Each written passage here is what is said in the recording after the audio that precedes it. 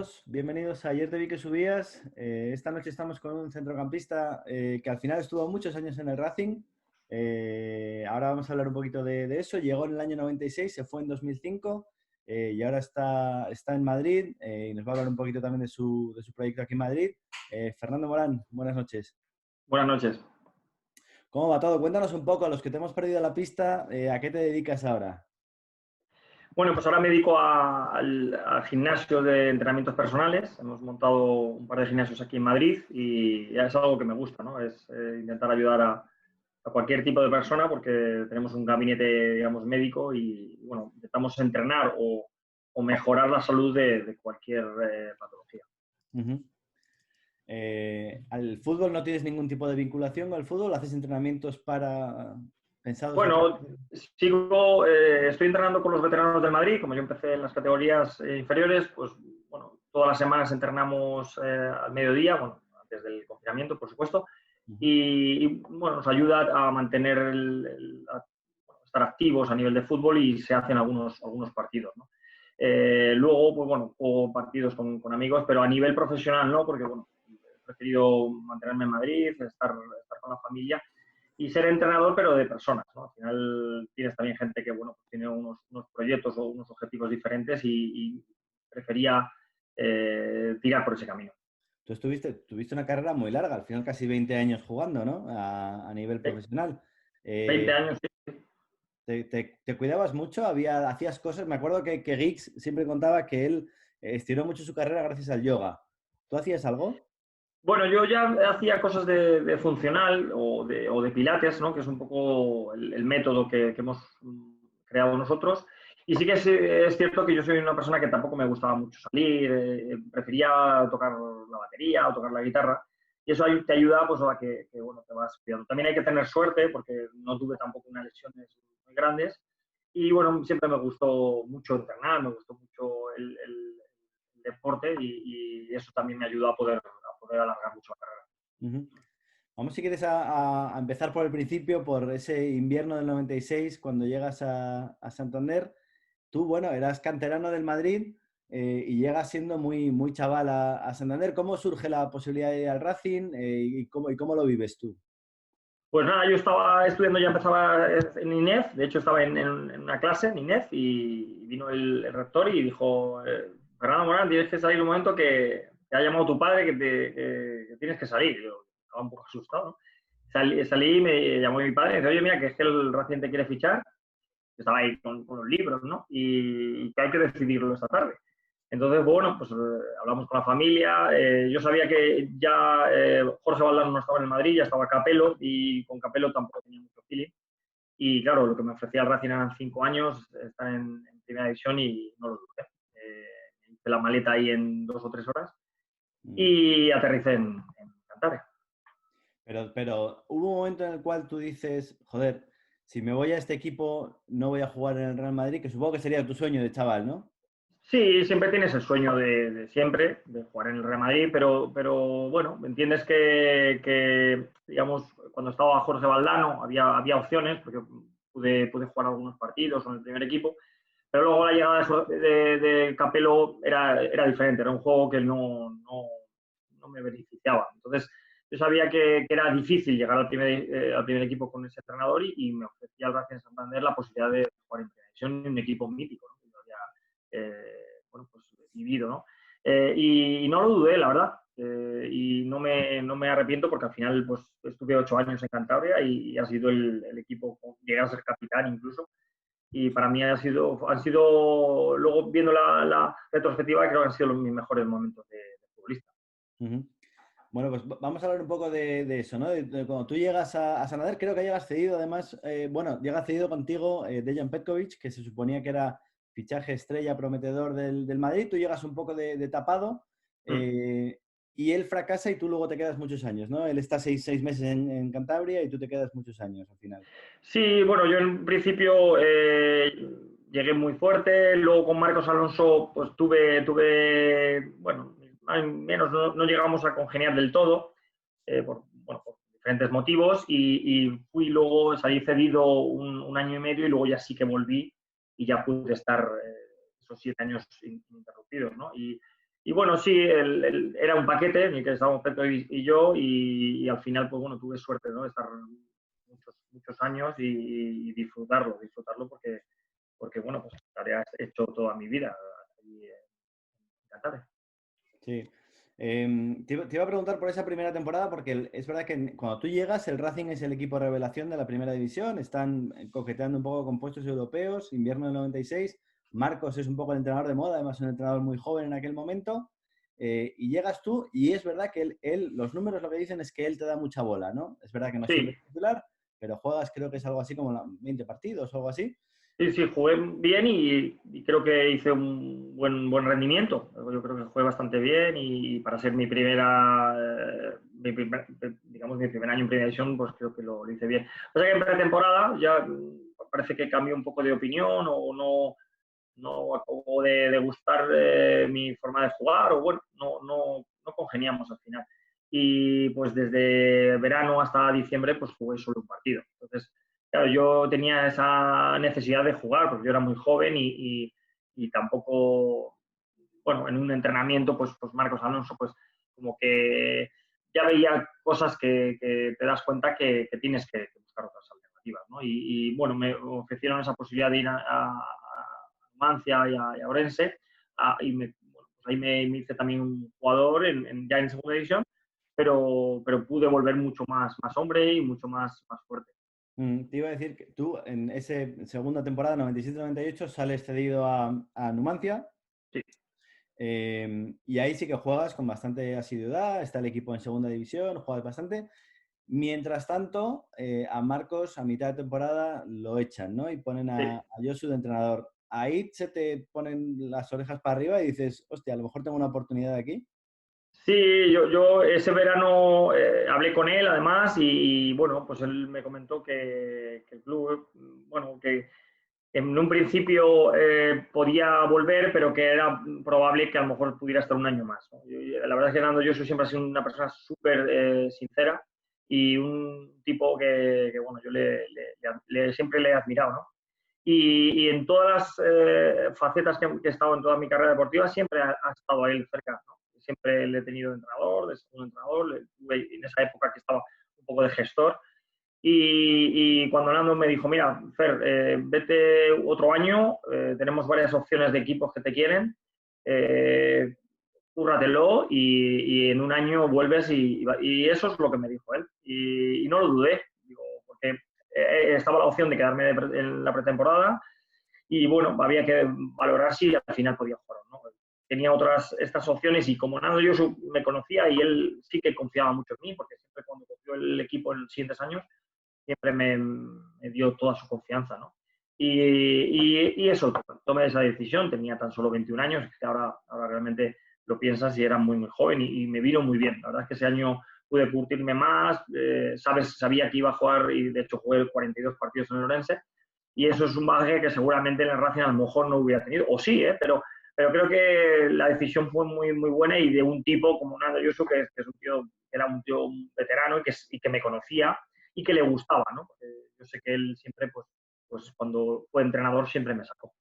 Mm. Te iba a decir que tú al año siguiente ya vuelves al equipo, pero ya Nando no está, lo han destituido a mitad de la temporada. Eso al final te descuadra un poco a ti tus planes también, ¿no? Sí, me escuadra un poco bueno, pues estoy ahí una temporada en la que juego poco, intento las veces que salgo, pues bueno, pues tengo buena aceptación de la afición, pero sí que es cierto que se queda ahí un vacío un poquito a nivel de institución, ¿no? Como siempre ha sido él, porque siempre le da un pozo de tranquilidad, era muy empático y siempre con aquellos jugadores que no jugábamos o algunos jugadores que estaban un poco apartados, él siempre tenía un trato súper especial. Ujú. También bueno, se llevaba muy bien con los titulares, pero siempre tenía ese tacto que hacía que todo el grupo estuviese muy unido. Y eso lo conseguía él con su capacidad de empatía, ¿sabes? Entonces, sí que al llegar, pues la situación era diferente, pero bueno, me fui curtiendo y pude renovar, porque bueno, pues salieron bien las cosas y ya fue cuando ya volvió ya el grupo con Quique Setién y que ya, pues bueno, digamos que hicimos posiblemente las mejores temporadas del Racing Santander, o desde mi punto de vista. No te adelantes, Fernando. Bueno, sí. Exacto. No, sí, te quería preguntar por una temporada particular, que es una temporada, yo creo que todos tenemos muy mal recuerdo de ella, que es la del descenso a segunda, creo que es 2000-2001, que Sí, se arranca con Andoni Goicoechea, luego sí, llega Gregorio Manzano, y luego cuando mejor está el equipo, y además se trae a Mazzoni y a Regueiro en invierno, y cuando mejor está el sí, equipo, lo echan a Gregorio y el sí. equipo acaba bajando, ¿no? ¿Cómo es esa temporada desde dentro? Porque tú ahí ya, hombre, no eras indiscutible, pero sí que tenías tus minutos, eras un tío importante. Sí, sí, fue una pena porque la pretemporada creo que se hizo bastante buena. Lo que pasa es que no empezamos bien con Goicoechea. Tal vez a lo mejor, bueno, pues no supo gestionar bien y prácticamente en 2 meses estábamos bastante abajo. Entonces eso fue una cosa que luego supimos gestionar, pero había que remar demasiado. Efectivamente luego nos quedamos ahí la última parte de la temporada en la que las cosas no salían.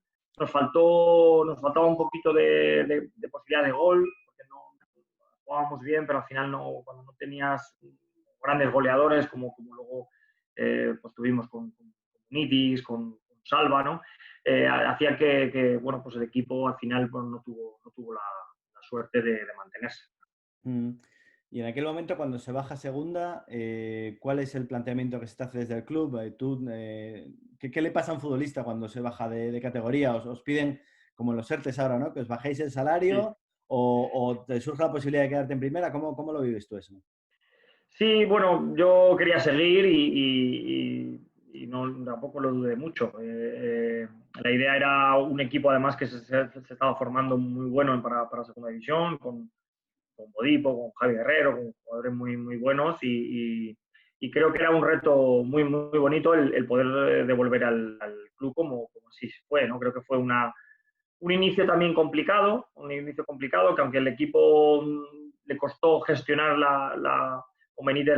el cambio de primera a segunda división, ¿vale? Porque es otro ritmo, es otro tipo de competición, y hubo un punto de inflexión en la vuelta, digamos, de Quique Setién, que era su primera vez, pero era un tipo que se ponía en las pachangas a jugar con nosotros y casi era el mejor. Entonces, claro, pudimos aprender mucho de él y pudimos mejorar con esa infraestructura nueva y que se notó que el equipo fue los últimos 4 o 5 meses como un tiro. Ujú. Te iba a decir, ¿cómo se vive ese arranque de temporada en segunda división, donde el equipo, además, os metéis abajo Sí, bastante rápido? Además, se había mantenido a Gustavo Benítez, ¿no? Desde la sí, temporada en primera a la temporada de segunda, que es también una rareza en el fútbol. sí. ¿Cómo estaba la ciudad, cómo estaba el club en aquel momento? Porque es verdad que una cosa es bajar a segunda y otra cosa es, joder, fíjate lo que nos pasa Claro. años después, ¿no? Pero en aquel Sí. momento no parecía posible, ¿no? Que el Racing estuviera ahí abajo. Sí, porque aparte el equipo era un equipo bastante bueno. Lo que pasa es que creo que no nos supimos adaptar al cambio de categoría. Hubo ahí unos meses en los que queríamos seguir jugando como en primera división, pues, a nivel de juego, pero era otro ritmo, ¿sabes? Era otro ritmo, veías que los rivales se cerraban muchísimo más y en ese sentido sí que pecamos un poquito de intentar ser un equipo jugón o un equipo que pudiese trabajar un poquito las transiciones más adaptadas a jugar más como muchas veces se juega en segunda división. Incluso en aquella época se jugaba con más solvencia que cada vez ahora mismo los futbolistas son más atletas. Mm. ¿Vale? Entonces no supimos y perdíamos, estábamos y empezó un poco a haber nerviosismo en el entorno y ver un poquito que claro que no sé si era octubre o noviembre estábamos casi en descenso. Ujú. Entonces creo que sí que fue un acierto el cambio de mentalidad que aún teniendo ese tipo de capacidad de poder seguir jugando se dio también más participación a otro tipo de jugadores y pudimos ir creciendo y la verdad es que al final pues fue un gran acierto. ¿Qué es lo que cambia de Benítez a Quique o Quique y Nando Yosu? Claro, ante todo es el tema de la empatía. Yo, es lo que, bueno, Benítez era un tipo buen entrenador, pero era un tipo que a veces pues era demasiado calmado, ¿no? Y entonces eh, era un momento en el que había que dar un golpe en la mesa y activar a la gente, porque bueno, no estábamos sacando rendimiento, ¿no? Y Quique Setién en ese sentido no es un tipo que sea muy agresivo a nivel de gesticular, pero sí que sabía entender qué partido se tenía que hacer y cómo hacerlo y cómo gestionar el grupo, ¿vale? Yo creo que eso Nando Yosu era magnífico. Le veías al acabar el partido o aquí que esas reuniones, esas charlas, para sacar el potencial de todos los jugadores. Somos personas humanas y es súper importante el diálogo, el ver qué pasa, qué podemos solucionar, qué hay que mejorar, ¿no?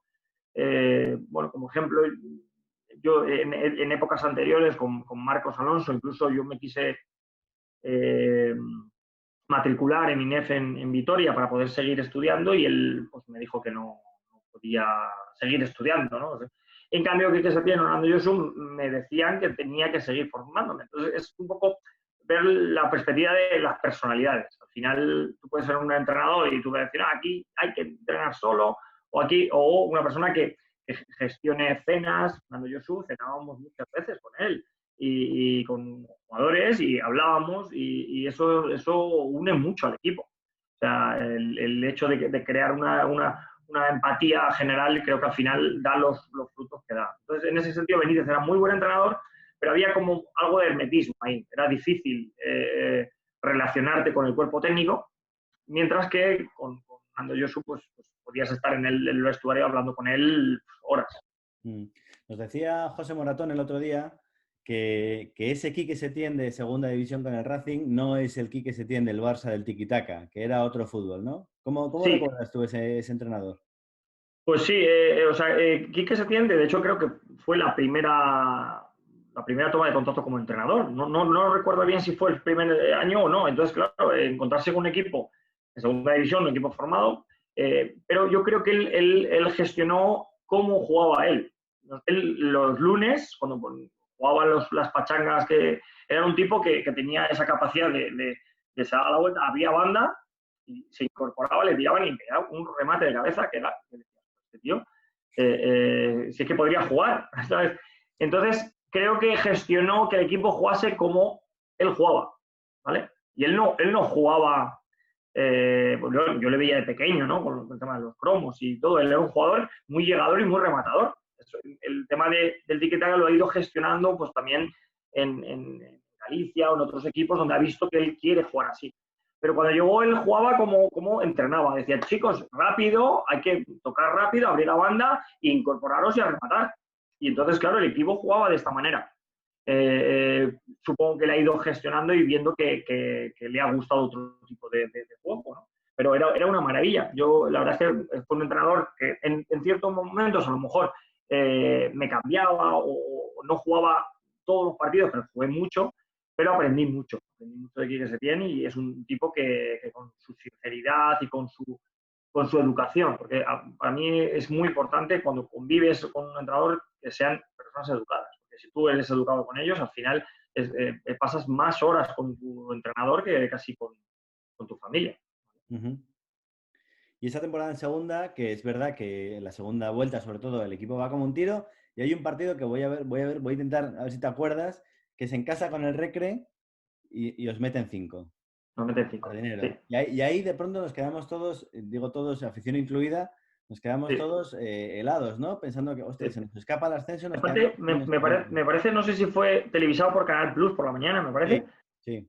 Y íbamos, pero es la definición y que a veces en la vida, cuando más te crees que vas a estar a tope, te pegan un leñazo, un estacazo, que te viene hasta bien. Nos vino hasta muy, muy bien, porque ya no pensábamos que íbamos a ganar todos los partidos. Llevábamos una racha fantástica, Canal Plus, el Recre, venga, esto...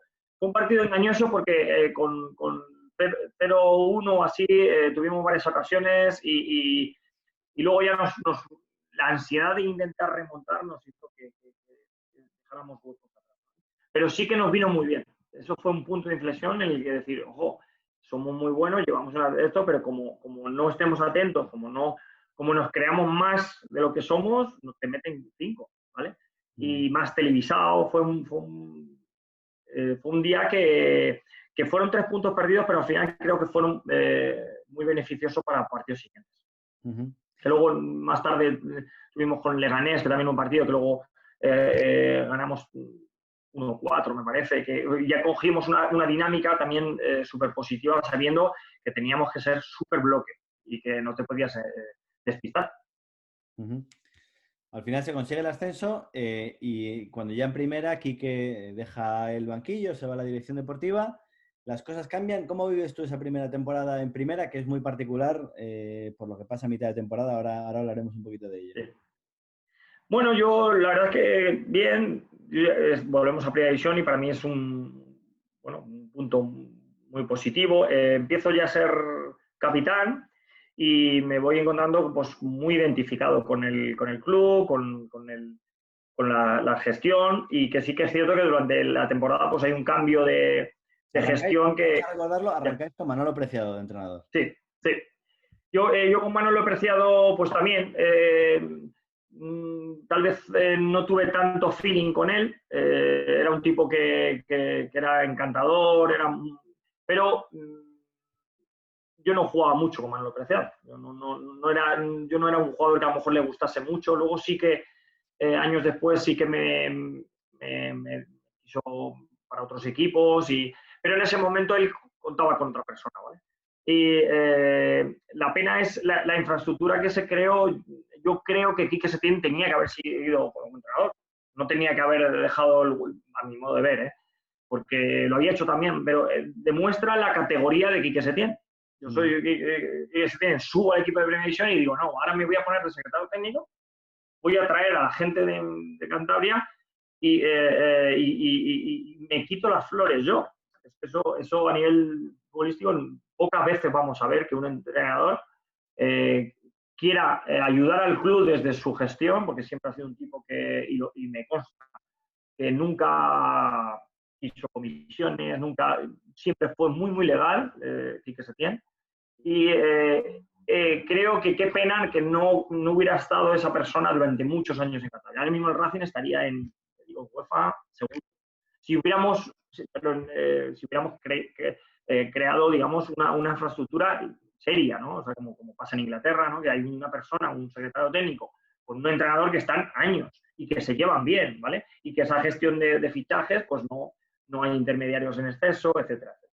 Sí. Entonces yo lo vi que dije, joder, este tío, qué fuerte. Ha subido el equipo, ¿eh? Es que él perfectamente podría haber dicho, yo cojo al primer equipo, ¿entiendes? Pero trajo a su equipo, que él confiaba en él, a nivel de Cantabria, de gente de la casa, pero a nivel económico, pues a lo mejor no se pudo gestionar y se tuvo que ir toda la plana cuando ya llegó entonces, fue una pena, repito, que no se hubiera podido mantener esa infraestructura de gente seria. Vamos a ir con Peterman, que en aquel momento creíamos que era lo peor que le podía pasar al Racing, y luego fíjate, ahora le echamos hasta de menos. ¿Cómo es para un jugador que está ahí metido, que ya eras capitán, una cosa tan marciana como aquella, ¿no? Lo del ponerse con el peto de fotógrafo, poner a un tío de 34 años de entrenador que no tenía currículum realmente. Sí. Bueno, ¿cómo fue aquello? Bueno, es sorprendente, ¿no? O sea, tanto la gestión como yo recuerdo la primera semana o los primeros 10 días, pues ahí Peterman explicando, pues ahí, y por un lado te da un poquito de pena, ¿no? Porque dices, joder, hostia, cuidado con esto porque como hagamos lo que está diciendo el entrenador, nos vamos a segunda. Entonces, esto no sé si lo debo decir, pero sí que nosotros hacíamos nuestras, no reuniones, pero sí nuestras comidas o cenas para hablar un poquito de qué partido teníamos, ¿vale? Porque él decía que había que poner los extremos allí y no tenían que bajar con su lateral. Entonces, claro, el lateral nos abría y, bueno, así pasó en Osasuna, que nos pudieron meter 15. Entonces, los jugadores en sí, era una plantilla buena, tuvimos que tomar la decisión de hablar entre nosotros y decir, oye, esto hay que solucionarlo, ¿no? Hubo un punto de inflexión muy importante en la campaña que hubo de la plataforma, en el que él llegó un día y dijo que si se ponían las patinas negras que estaba esta plataforma diseñándola, él sacaba el equipo, ¿vale? Entonces, Entonces, José Ceballos y yo, que éramos los capitanes, dijimos que no podía hacer eso. Y bueno, se puso muy, muy, muy enfadado, ¿no? Entonces, propusimos que tenían en el almacén miles y miles de gorras que no las habían vendido y que no las iban a vender, que pusieran una gorra y que el equipo al final, si lo hacíamos bien, al final las cartulinas negras las iban a tirar y iban a usar las gorras, ¿no? Fue contra el Sevilla, el equipo ganó y la gente no puso las cartulinas negras, ¿no? Pero ese enfado, esa capacidad de tener que explicarle a tu entrenador y a tu presidente cosas tan importantes por salvar un club, te crea una responsabilidad que dices, yo no tengo que tener esta responsabilidad, ¿sabes? O sea, yo tengo que jugar, no tengo que estar pendiente de que si íbamos a la playa y se poníamos a entrenar y él se quitaba la camiseta. Yo decía, esto, no sé, no me sentía identificado, ¿no? Entonces, gracias a Dios, el equipo consiguió la salvación, pero la consiguió gracias a los jugadores. Eso hay que decirlo claro. Fue un grupo increíble. Pues entrenábamos una cosa y sabíamos nosotros qué rival teníamos y cómo teníamos que jugar. Y eso, bueno, pues muy a mi pesar de Chuchicos, que el hombre estaba ahí pintado, a Peterman, que era un empresario, pero que era un muy buen empresario, pero que a nivel de fútbol pues tenía carencias. Tenía carencias como, por ejemplo, salir al Camp Nou con un 4-2-4, ¿no? Por ejemplo, es que eso al principio es que nos chocó mucho en el que, claro, no puedes jugar con 4-2-4 si tienes, bueno, tienes al Madrid, al Barcelona, pero claro, nosotros éramos un equipo que éramos buenos, pero éramos un equipo que si juegas así en cualquier equipo en primera división vas a perder. O sea, es muy probable que pierdas.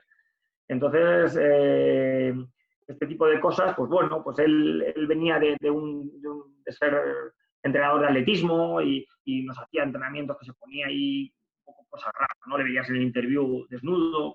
Que entonces, claro, tú decías, la imagen que estamos dando nosotros como profesionales, pues nosotros es tu trabajo. No era acorde, ¿sabes? Un día me acuerdo en un telediario sonaba la canción del circo, ¿sabes? Recuerdo en un telediario. Y claro, tú dices, no, esto no es lo que queremos y al final, pues, gracias a Dios se consiguió. Porque si ese año descendemos, sigo pensando que a lo mejor fue también una cadena de intentar crear ruido, porque luego hizo lo mismo en Vitoria. Es cierto que en las dos gestiones la ampliación de capital que se hizo fue la mayor. Entonces, porque yo no entendía cosas, o sea, a veces no entiendes cosas dentro de...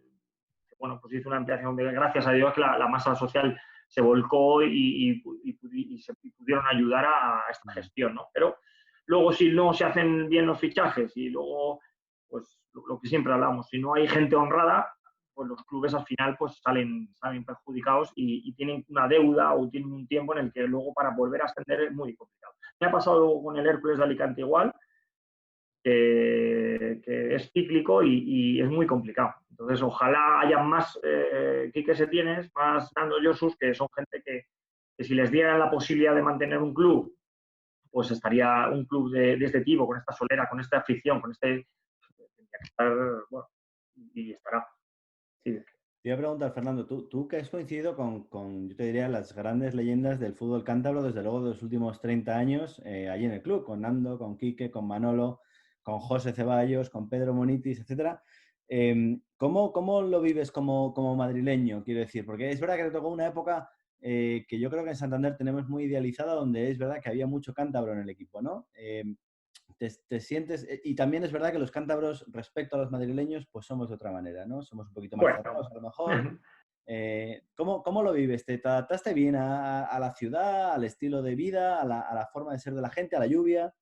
Sí, bueno, la lluvia lo llevé peor, la verdad, pero sí que yo soy una persona que no soy, o sea, no me gusta la falsa sonrisa ni la falsa... Y entonces el cántaro es un tipo que si le conoces, te cuesta llegar a él, porque me matriculé en empresariales y llevaba 2 meses y en clase no me hablaba nadie. Y yo decía, no me llevaba folios y pedía folios para ver si me relacionaba con gente y me costaba. Pero luego he tenido amigos que a día de hoy, ¿vale? Entonces, al final es entrar en el círculo y entrar y que vean que eres una persona que eres honesta. Que para mí la persona cántabra es una persona trabajadora, es una persona honesta. Y a mí, al final, yo cuajé bien porque yo soy una persona que creo que tengo esos valores.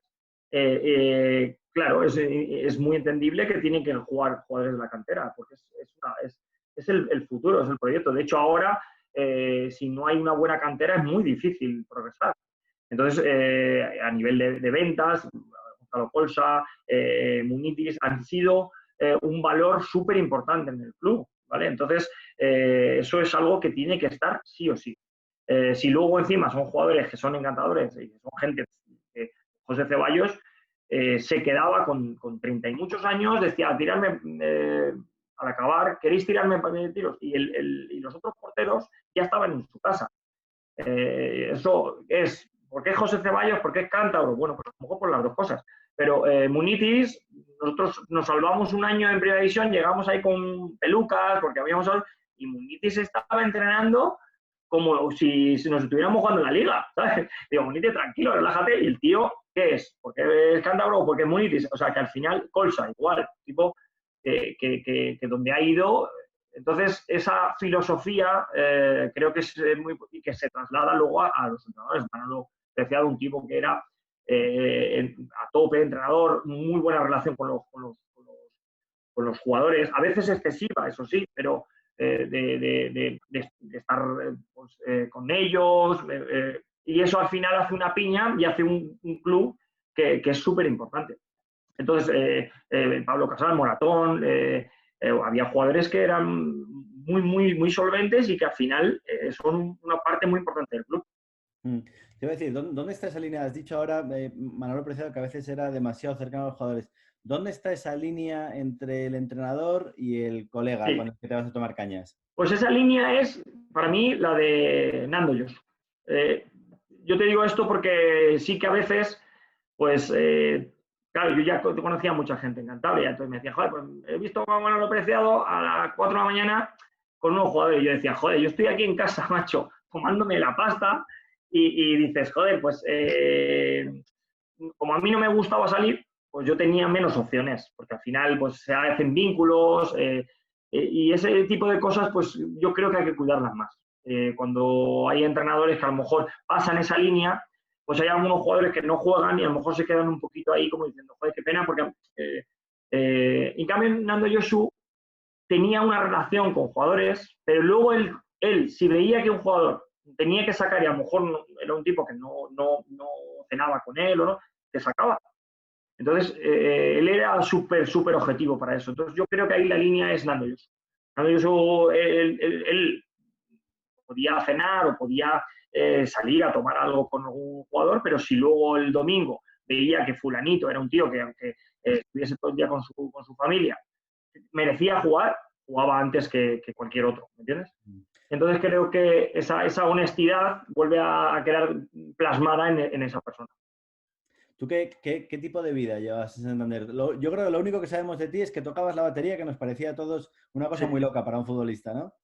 Sí, pero era mi manera bueno, claro, fíjate, yo llego con 19 años solo de Madrid a una casa ahí en Santander y con 21 hasta 24 años pues no tengo pareja y claro, estás solo y la manera por la que yo gestionar la tensión de poder entrenar, porque eres persona, o sea, ahora ya se va diciendo que bueno, los jugadores tienen sus psicólogos, entonces no tenían nada. Entonces, incluso tú hablabas con tus padres, decías, joder, pues estoy aquí un poco, joder, tengo un poquito de tensión, y te decía, pues entrena más, ¿no? O sea, al final, entonces yo cuando tocaba la batería en mi casa, terminaba y me encontraba mejor, me encontraba con muchas más ganas de jugar al fútbol y era una manera, pues, de no tener que salir a cenar o no tener que hacer cosas que no tenía que hacer. Yo estaba en mi casa, yo tocaba mi batería, no molestaba a nadie y fue una manera para mí que a día de hoy sigo tocando y es una manera para mí de si un día estoy con los hijos ahora que te ponen la cabeza como un bombo, pues me toco mi batería y me siento mejor. Yo creo que al final cada persona necesita, hay jugadores pues, que les gusta pintar, otros que juegan a la PlayStation, otros que... Entonces cada uno tiene que buscar si luego tú rindes en el campo, oye, habrá gente que a mí me decía, es que no tendrías que tocar la batería. Y yo, bueno, pues tú júgame por lo que haga en el campo.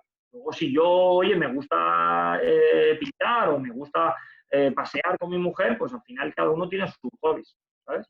Y a día de hoy, pues sigue siendo un hobby que para mí es muy importante. Oye, Fernando, vamos a hablar de las 2 últimas temporadas tuyas en Santander, que yo creo de entrada que son las 2 mejores, ¿no? Sí, por supuesto. Fueron las mejores, jugué súper bien y me encontré fantástico. Ahí tengo que agradecer a Lucas Alcaraz, que creo que le tenéis el próximo día y le dais un abrazo muy grande porque Acabas de hacer un spoiler tremendo. ya, para que no lo perdáis. Y la verdad es que ese tipo pues me cogió un entrenamiento, me dijo, tú vas a jugar conmigo en primera muchos partidos. Yo decía, bueno, pues a ver si es verdad. Y jugué 40 y tantos. O sea y me hizo, era capitán, un muy buen diálogo con él y la verdad es que fueron 2 temporadas súper muy buenas. ¿Vale? Y de hecho, para mí las mejores que tuvo futbolista. La primera temporada, de hecho, os salváis relativamente cómodo. Quiero decir, con Lucas, que era un entrenador además joven, que venía con ideas nuevas, entiendo. Salís de una época también de Peterman que era complicada. Bueno, y tú eres titular y estás pues probablemente en la mejor edad de un futbolista, ¿no? 27, 28 años, por ahí. Sí, sí, ahí me encontré muy bien, estuve súper bien. La verdad es que fue fantástico y jugamos partidos extraordinarios, ganar en casa al Barça, por ejemplo, de Puyol, que ya estaba Xavi, o en San Mamés. Hay una anécdota de Lucas Alcaraz que se la puedes contar el próximo día. Él siempre quería poner espaguetis, ahora lacitos de diferentes colores, con una salsa. ¿Sabes? Cuando vimos todos aquello, todos empezamos a comer, ¿sabes? Y él como que se enfadó, ¿no? Aquí tiene que poner espaguetis blancos. Entonces llegamos y ganamos 1-2 y al acabar el partido le dije, mister, ha sido por los lacitos, ¿sabes? Entonces, Lucas para eso siempre era muy metódico y era un poco su base y lo que consiguió y lo que ha conseguido, que todavía sigue siendo entrenador, porque es un tipo muy metódico y la gracia fue aquella de que a veces porque tomes unos lacitos en vez de unos espaguetis, pues puedes ganar en San Mamés y ganándoles muy bien además.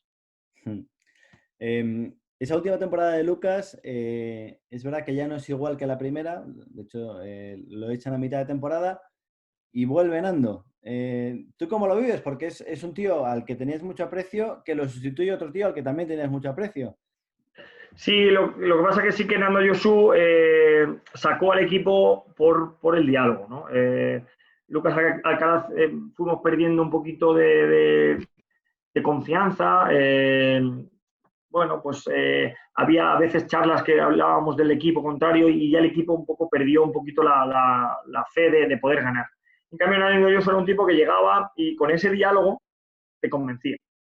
Y ahí con su rollo se ponía a hablar contigo. Morán, ¿qué pasa, tío? Venga, pues tienes que hacer esto, venga, que yo confío en ti. Y un poco te va arrastrando a lo que conseguimos también, ¿no? Que fue que en base a una unión de un equipo, porque Nando y yo era como un amigo. Entonces, tener a un entrenador como un amigo hace que dices, o sea, yo por este tío tengo que matarme, porque te defendía y recuerdo incluso ruedas de prensa que él nunca dijo mal ni echó la culpa a ningún jugador en años, y él sabe que ha habido errores de jugadores, pero nunca. Entonces eso hace que al día siguiente tú llegas y dices, por este tío hay que ir a muerte, ¿sabes? Y se consiguió otra vez un ascenso con un momento muy delicado. Pues un ascenso, mantenernos otra vez. Nos contaba el otro día Pablo Alfaro, que tú no coincidiste con él en el Racing, que Josu a veces se llevaba a los capitanes en secreto de copas. Tú no eras muy de salir, pero ¿estuviste en alguna de esas? Yo estuve en una cena con él, yo luego cuando había que irse de copas yo me iba a casa, pero sí que era un tipo que, claro, que tenía que hablar con el equipo, a ver qué pasa, qué necesitáis, qué creéis que podemos solucionar. Al final esto es un diálogo, y a lo mejor los propios capitanes les puedes comentar, pues oye, mister, pues yo creo que es que pues hay que mejorar esto, creo que la gente está un poco falta de forma, o la gente está bueno, pues está con una confianza, entonces él tiene mayor información. Si tú tienes un equipo y tú tienes a los capitanes y hablas con ellos y dices, a ver, ¿qué podemos solucionar? Y que te hagan partícipe del proyecto, bueno, claro, tú llegas a tus compañeros y dices, oye, chico, venga, que esto hay que solucionarlo, ¿vale? Entonces, en ese sentido, esa empatía, que lo he comentado antes, para mí siempre ha sido muy importante, que Manolo Preciado lo hacía también muy bien. Sabía relacionarse muy bien y sabía coger mucha información para unir mucho al equipo.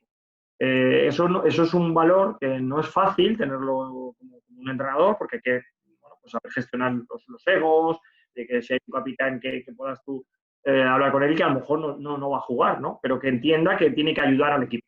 Y eso sí que Hernando Yoso lo hacía y lo hacía muy bien. Porque, repito, yo a lo mejor si no salía a lo mejor a tomar una de esta, me sacaba. Entonces dices, al final es lo que tú hayas hecho en el entrenamiento. Si tú rendías en el entrenamiento y tú te lo currabas, con Hernando Yoso jugabas, sí o sí. Te iba a decir que muchas veces a Yosu yo creo que daba una imagen de ser un tío que era muy buen psicólogo, digamos, pero luego, fíjate, el otro día en AS, esta semana yo creo que había un artículo donde lo tildaban de entrenador ultra defensivo. ¿Cómo era como entrenador? Como entrenador era un tío que le teníamos las cosas muy claras. Y te digo que no era ultra defensivo porque yo jugaba de pivote y yo era un atacante. O sea, a los laterales les permitía incorporarse al ataque. Jugábamos muchas veces con dos delanteros. O sea, eso ahora mismo, jugar con un doble pivote, que uno sea un media punta, eso ya se ha acabado. Todos los equipos juegan con doble pivote. Entonces, era un tipo que lo que pasa es que leía el partido, sabía que los partidos eran muy largos. Siempre decía, tranquilo, que esto vamos a ir con... Y sabía que a medida que el equipo tenía ese temperamento, podíamos sacar los partidos. Y para mí, pues, me vino muy bien el conocer un poquito el que no hay que ir como loco, ¿vale? Eso sí que es cierto que él era temprano, tenía una experiencia tan grande que sabía que había muchos partidos que en los últimos 15-20 minutos se ganan y se perdían los partidos. Y efectivamente, pues, así fue.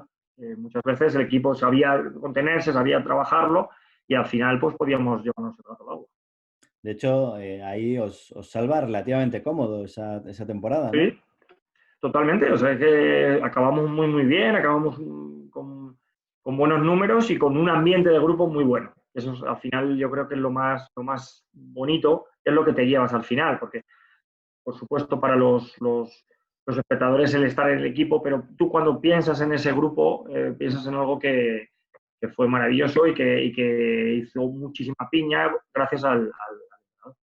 Oye, Fernando, en Santander, ¿cuál fue tu momento más bonito? ¿Esa salvación o el ascenso a primera? Pues para mí un poco el más bonito fue cuando me despido y tengo un tifo ahí espectacular, ¿sabes? De unos amigos o de gente de aficionados y ese aplauso. Para mí eso fue un aplauso de 8 años que pues es súper sentido, porque cuando tú te vas de un equipo pues te pueden aplaudir o no. Y eso resume un poquito toda la época, ¿vale? Toda la época de cuando tú vas de joven, cuando te tienes que ir porque con Marcos Alonso pues no acabas bien, pero vuelves y te lo trabajas y al final lo consigues. O sea, yo creo que el refrán es que el deseo de luz produce luz y al final para mí era ese momento en el que al final conseguir dejar el equipo en primera división en un nivel muy alto.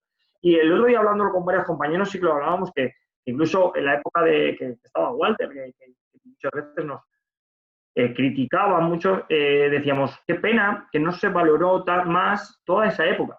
Que fueron casi, yo no sé si fueron 9 años, ¿no? O 9 años seguidos en primera, ¿no? Eso si se hubiera valorado más, creo que se hubiera creado muchísima más expectación, más afición, ¿vale? No poner siempre en tela de juicio el mantenerte en un equipo de primera división con lo difícil que es. Que jugábamos en aquella época con los era el Yeste, Urzaiz, el Nija de Kovacevic de la Real Sociedad, Valencia estaba Albelda, Baraja, o sea, los equipos que había en primera división entonces eran brutales. Ahora hay grandísimos futbolistas y son equipos muy buenos, pero antes eran mucho mejores. Y mantenerse durante 8 años y tengo muchos recortes que estoy ahora sacando para hacerme unos libros. Joder, unas críticas, macho, unas cosas que dices, qué pena que no se haya cuidado más eso. Y yo creo que para un futuro, ojalá que esos periodistas que a veces tienen que motivar y que tienen que criticar, por supuesto, pero hay que ser, yo creo, más objetivo. Porque, joder, yo recuerdo aquella época como que, joder, qué mal lo hacíamos. Y ahora veo vídeos y veo partidos de aquello, macho, y joder, hacíamos un fútbol con Regueiro, con Benayoun, bajaba Javi Guerrero, o sea, Juanma ahí que parecía Puyol. Digo, bueno, eso creo que para mí es un orgullo haber jugado en esos equipos. Lo que nos ha pasado, Fernando, como afición, que tú te lo has perdido, es que cuanto peor ha ido el equipo, mejor ha estado la afición. Bueno, el cántabro tiene esa virtud, que en los malos momentos siempre está a tope, ¿vale? Y la pena es que luego no se mantenga en una trayectoria más larga. Está claro que qué pena que hace unos años cuando subió el equipo y luego volvió a bajar, pues claro, no tuvo esa posibilidad de mantenerse y de, bueno, pues cuajar también a nivel económico, porque claro, de estar segunda B a segunda A, pues hay mucha diferencia. Entonces, lo más importante es que siempre va a tener ese respaldo. Y cuando hubo, hace unos años que yo lo leí en prensa, que la posibilidad de que el club a lo mejor podía desaparecer por la deuda y cosas de estas, pues la gente está con el equipo, tío. Es que eso es muy, muy, muy, muy bueno. Y al final es ayudar a los jóvenes, que son jóvenes que también tienen que curtirse y tener la suerte de poder ascender, que no es nada fácil. ¿Sabes? Oye, has mencionado de pasada, pero te voy a hacer la pregunta. Tú has coincidido con varios de los mejores jugadores de la historia reciente del Racing, con el Petete Correa, con Benayoun, con Munitis, con Ceballos. ¿Con cuál te quedas de todos? Pues, hombre, como jugador de... Bueno, también porque era, y sigue siendo mi mejor amigo, Javi Guerrero. Para mí Javi Guerrero fue un jugador que tenía un talento... Pero sí que Bechasny, por ejemplo, en la época rusa al principio me parecía un jugador con una potencia brutal. El Petete Correa, bueno, es que tenía un arranque brutal. Ceballos como portero y como persona, porque pues, o sea, es que es de las personas más... Emilio Amavista, por ejemplo, me sorprendió muchísimo, era un tipo, y sí, y es muy buen amigo mío ahora. Claro, juntar a todos esos jugadores y elegir, o Benayoun tenía también otro talento, elegir uno es muy difícil. Yo me quedo con Javi Guerrero porque es íntimo amigo mío y que metió muchísimos goles y a día de hoy un jugador que meta 10, 12 goles por temporada, pues ahora mismo estaría en Manchester. Y en aquella época, pues joder, pues me decía, no, Javier Guerrero que nos metía 12 goles por temporada. Es que no, muchas veces Javier Guerrero nos salvaba media jornada, media temporada. Y eso hay que valorarlo. Un tipo que te mete 12 goles en primera división, viniendo que no había jugado mucho en primera, eso es de valorar. Oye, Fernando, vamos a ir acabando, pero sí te quería hacer una pregunta. Sabes que estamos en Twitter y en Twitter una de las cosas que decía la gente esta semana era qué bien le vendría a José Luis Oltra, de entrenador del Racing ahora, escuchar estas charlas de ayer te vi que subías con futbolistas que habéis sacado al equipo de situaciones jodidas para aprender un poco o para inspirarse o para que le ayude a sacarlo, ¿no? No sé, ¿tú lo sigues al Racing ahora? ¿Cómo lo ves? ¿Y qué le recomendarías con 11 partidos para hacer un milagro? Pues sí, la verdad es que he ido viendo toda la temporada y bueno, pues tal vez a lo mejor nos ha faltado un poquito de pues el gol, ¿no? Muchas veces que vas ahí, estás con 0-0, 1-0 y parece que estás cerca, que lo trabajas y al final el gol está sobrevalorado, pero es que tiene que estarlo. A nivel de consejos, tampoco puedo decirles mucho. Es cierto que ahora la juventud o los deportistas más jóvenes pues tienen otra mentalidad. Nosotros éramos muy talibanes, o sea, tú te ponías a esto y tampoco tenías otros hobbies, ¿no? Y tú tenías que jugar al fútbol, jugabas al fútbol y muchos de nosotros, pues, y ahora la gente joven, pues tiene otras inquietudes, ¿no? Pero cuando tienes que ir al campo de fútbol, tienes que darlo todo, ¿sabes? Entonces, el cambiar ese chip, yo creo que ese es un poco el reto, de que tienes que cambiar el chip, tienes que dejarlo todo, pero tienes que hacerlo con talento, tienes que hacerlo porque correr y pelear, eso está bien, pero no te va a dar la salvación ni te va a dar el ascenso. Tienes que pensar con la pelota, tienes que intentar no solo correr, sino también intentar dar talento Entonces, ese es un poco el mensaje. Tan importante es correr, porque es muy importante pelear, pero hay que exponer, hay que intentar cosas. Ahora mismo los jugadores muy pocos se encaran. Tú quieres encarar a un jugador y te la quitan y ya hay un murmullo. Joder, macho, es que ya nadie encara. Y dices, ahora el fútbol es, yo voy pasando y bueno, meteremos gol si hay un error contrario, pero vamos a encarar y si tú encaras 3 veces, te la quitan 2 veces, pero una sales y puede ser un gol. Entonces creo que esa confianza de exponer el talento se está perdiendo. Y yo he visto algún partido de Racing y veo que los chicos pues estaban bien, pero no solo es el Racing, que ves al Madrid o ves al Barcelona y salvo los 2 cracks, ya nadie encara. Entonces creo que molaría que en un futuro siguiese ese Munitis que encaraba y que a lo mejor de 5 se la quitaban 3, pero 2 hacía un penalti. O el mismo Emilio. Todo el mundo tenía esa capacidad de poner, exponer y que el público no vea mal que te la quiten porque arriesgues, ¿entiendes? Ese sería un poco el único mensaje que puedo decir. Bueno, pues ojalá que se produzca el milagro, aunque ya no esté Nando y ya no estés tú sobre el campo. Ojalá que nos podamos quedar en segunda. ¿Te veremos este verano por Santander? Ojalá. Muy bien, Fernando. Muchísimas gracias. Sí, tengo una casa. Nada, Muy bien. Gracias, ¿eh? ¿Sigues teniendo casa por allí? Sí, tengo casa en Bodepieraus, que es mi rincón. A ver si nos dejan escaparnos de la fase 2 Eso es. y Y nos vamos para allá. Santander. Muy bien. Muy bien, Fernando, muchísimas Gracias. Cuídate mucho y muchas gracias por todos los años que estuviste en Santander defendiendo los colores del Racing y como capitán y como todo lo que has sido en el club. Gracias a vosotros, y suerte, ¿vale? Chao. Chao. Hasta luego.